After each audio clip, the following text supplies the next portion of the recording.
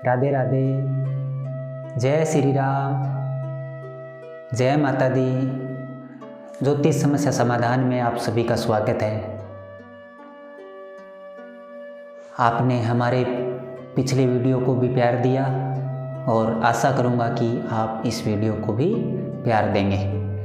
Channel पे अगर नए हो तो अगर YouTube पे देख रहे हो तो हमारे चैनल को सब्सक्राइब करें। अगर आप फेसबुक पे देख रहे हो तो फॉलो अवश्य करें। जैसी आपकी इच्छा वैसी कमेंट करें और नए वीडियो किस पे बनाएं ये कमेंट करके हमें अवश्य बताएं। आज मुख्य रूप से काफ़ी दिनों से हम और हमारी ज्योतिषीय टीम तथा कुछ मित्रगण जो ज्योतिष से संबंध रखते हैं, हम सब ने मिलकर एक शोध किया। मिलान कुंडलियों में, विवाह में कुंडली मिलान करवाना ज़रूरी होता है। बहुत सारे लोग कुंडलियों का मिलान करवाते हैं, तो कुछ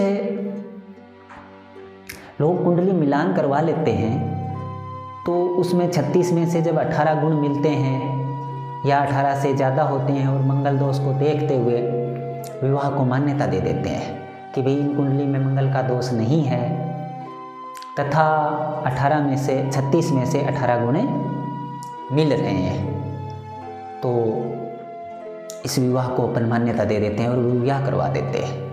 अब विवाह करवाने में सिर्फ एक कुंडली के मिलान में अंकों के आधार पे आवश्यकता नहीं है। एक भी सिर्फ कुंडली मिलाना और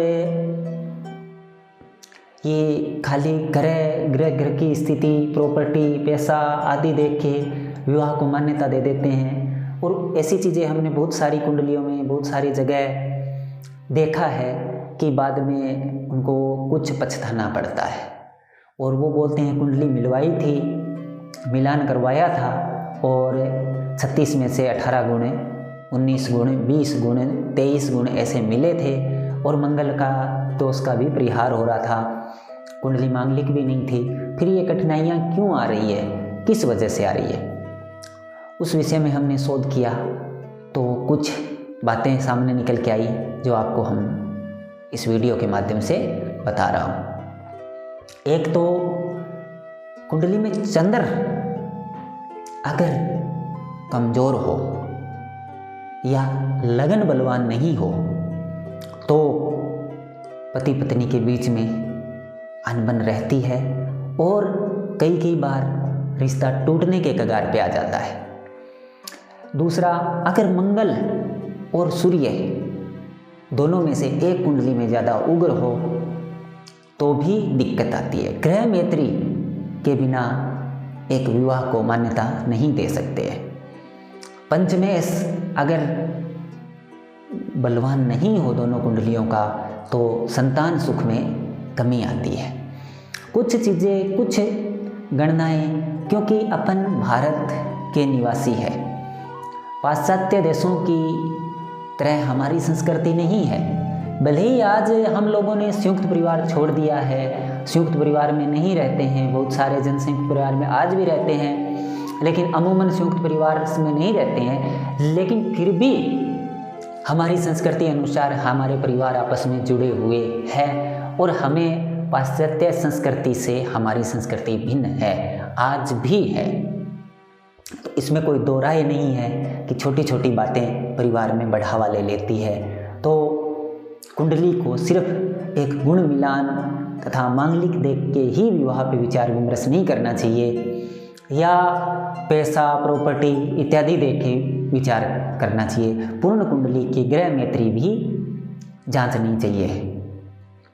अब किसी कुंडली में संतान भाव यानी पंचमेश, संतान भाव का स्वामी पंचमेश अगर कमज़ोर है, बलवान नहीं है या पंचमेश किन्हीं पाप ग्रहों से घिरा हुआ है तो संतान सुख में कमी आती है। अब भारत वर्ष में विशेष रूप से संतान उत्पत्ति के लिए विवाह किया जाता है। तो अगर ऐसी स्थिति आती है तो फिर बार बार उनको भटकना पड़ता है। तो विवाह में कुंडली मिलान, गुण मिलान के अलावा ग्रह मैत्री भी मिलानी चाहिए और कुछ ग्रहों के विशेषता देखनी चाहिए दोनों कुंडलियों में कि मंगल सूर्य ज़्यादा उग्र तो नहीं है, अगर चंद्र बलवान नहीं है या संतान भाव का स्वामी पंचमेश है, वो किन्हीं ग्रहों से गिरा हुआ नहीं है, किसी पाप ग्रह के साथ उसकी युक्ति नहीं बन रही हो, या फिर वो एक अशुभता में ना बैठा हो, इन सारी चीज़ों का गौर करके ही विवाह के अंदर आगे बढ़ना चाहिए। मेरे इस वीडियो बनाने का उद्देश्य किसी को एक संदेह में डालना नहीं है, ना ही किसी को शंका या ऐसे मतलब एक अलग प्रकार से ले, ऐसी बात नहीं है। मेरा उद्देश्य सिर्फ कुंडली मिलाते समय थोड़ा सा जागरूक रहने के लिए ही है, क्योंकि एक जैसे अपने जो कर्म है, अपनी जो क्रियाएं हैं, उनको पूरी करना ही काफ़ी कुछ नहीं होता।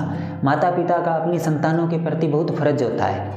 अब सोचते हैं कि कुंडली मिला ली, गुण मिला लिए, अपन अपने कर्तव्य से परंपरागत हो गए, अपने लड़के या लड़की की शादी कर दी, लेकिन उनके आगे के भविष्य के बारे में भी सोचना चाहिए। इसके लिए ग्रह मैत्री भी मिलवानी चाहिए और एक अच्छी ज्योतिष से दोनों कुंडलियों का मिलान, ग्रह मैत्रियों का मिलान, भावों का पूर्ण रूप से देखना इत्यादि ज़रूरी होता है। तो कुंडली मिलवाते समय इन्हीं बातों का ध्यान रखें, ताकि भविष्य में आपकी संतान को, आपकी चाहे आप किसकी मिला रहे हो, उन जातक को आगे समस्या ना आए। क्योंकि मेरा ये मानना है कि अगर दाम्पत्य जीवन सुखी है तो जीवन की गाड़ी है जो प्रगति के पथ पर दुगनी रफ्तार से बढ़ती है।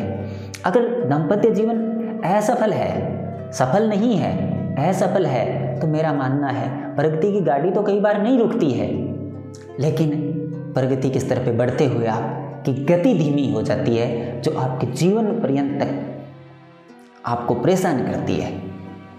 आप कुंडली मिलान के साथ ग्रह मैत्री मिलान भी अवश्य करवाएं और बहुत ही सोच समझ के, खाली ये नहीं कि अपना कर्म है इसको कंप्लीट किया, अपन पार उतर गए, बस हो गया अपना काम, सिर्फ इतने तक ही सीमित ना रहें।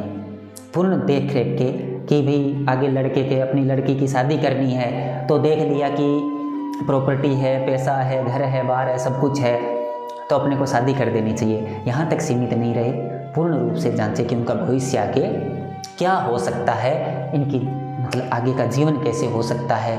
संतान के विषय में भी ध्यान करें कि अगर इन दो कुंडलियों का विवाह हो जाता है तो उनसे उत्पन्न होने वाली संतान को भविष्य में कोई कष्ट तो नहीं है, होगी या नहीं होगी, इन चीज़ों का भी विशेष ध्यान रखें। धन्यवाद। जय श्री राम।